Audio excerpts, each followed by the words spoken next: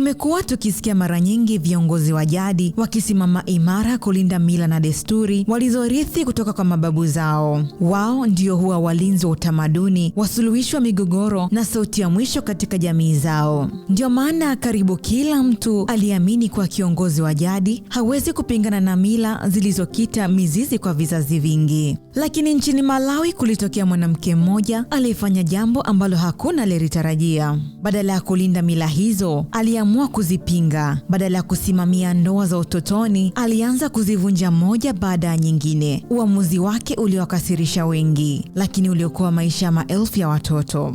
Jina lake lilikuwa Chifu Teresa Kachindamoto, kiongozi wa jadi katika wilaya Desda nchini Malawi. Alipochaguliwa kuwa chifu mwaka 2003, wengi walidhani angeendeleza yale yaliyokuwa yamezoeleka kwa miaka mingi. Lakini kadiri alivyozidi kuwatembelea watu wake, aligundua jambo lililoumiza sana. Wasichana wadogo waliokuwa wakitoweka mashuleni kila mwaka hawakuwa wamehamia shule nyingine, wala hawakuwa wamekimbia nyumbani. Walikuwa wameozeshwa wakiwa bado watoto wadogo. Wengine walikuwa na miaka 12, wengine 13, na wengine hata hawakuwa wamefikisha miaka 15. Wakati wenzao wakijifunza darasani na kuota ndoto za kuwa madaktari, walimu ama marubani, wao walikuwa wakibeba majukumu mazito ya ndoa na uzazi. Kilichoumiza zaidi ni kwamba hali hiyo ilionekana kuwa ya kawaida. Ilikuwa sehemu ya maisha, sehemu ya mila ambazo hakuna mtu aliyethubutu kuzipinga.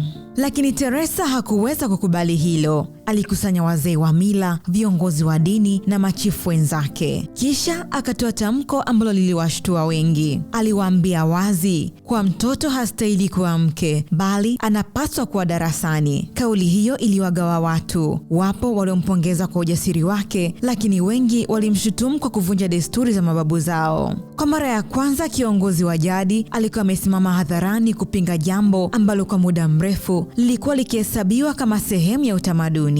Lakini Teresa hakuishia kwenye maneno. Alianza kuchukua hatua. Ndoa ya kwanza ya mtoto ikavunjwa, kisha nyingine na nyingine. Taratibu wasichana waliokuwa tayari wameolewa wakaanza kuachishwa na kurejeshwa shuleni. Badala ya kubeba watoto migongoni, wakaanza kubeba mabegi ya shule. Badala ya kuishi maisha ambayo hawakuyachagua, wakaanza kupewa nafasi ya kuamua mustakabali wao wenyewe.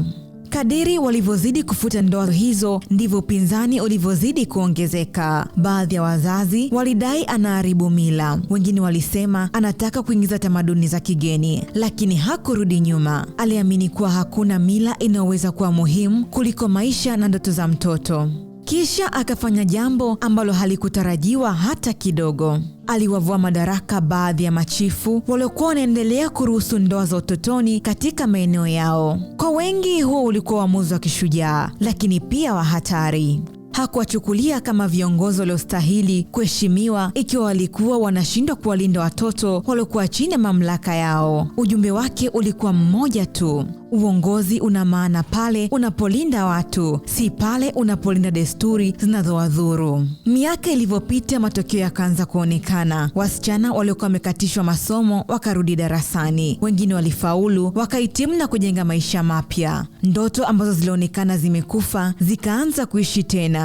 Wazazi nao taratibu wakaanza kubadili mtazamo. Wakatambua kuwa elimu inaweza kuwa urithi mkubwa zaidi kuliko mahari. Harakati zake zilivuka mipaka ya Malawi na kuvutia macho ya dunia. Mashirika ya kimataifa yalimtambua kama mmoja wa viongozi waliokuwa mstari wa mbele kupigania haki ya watoto wa kike. Wakati huo huo, Malawi ilifanya mageuzi ya sheria na mwaka 2017 ikaweka rasmi umri wa chini wa kuoa au kuolewa kuwa miaka 18. Hatua iliyosaidia kuimarisha ulinzi wa watoto dhidi ya ndoa za mapema. Na alipoangalia nyuma, hakukuta mamia ya mafanikio, bali maelfu yake. Zaidi ya ndoa 3500 za utotoni zilikuwa zimevunjwa kupitia harakati zake, na wasichana hao walipata nafasi ya pili ya kuishi utoto wao, kurejea darasani na kuandika upya hadithi za maisha yao. Kinachofanya hadithi ya Teresa Kachindamoto kuwa ya kipekee si idadi ya ndoa alizozivunja, ni ukweli kwamba alifanya hivyo akiwa ndani ya mfumo ambao wengi walidhani usingeweza kubadilika. Akiwa kiongozi wa jadi,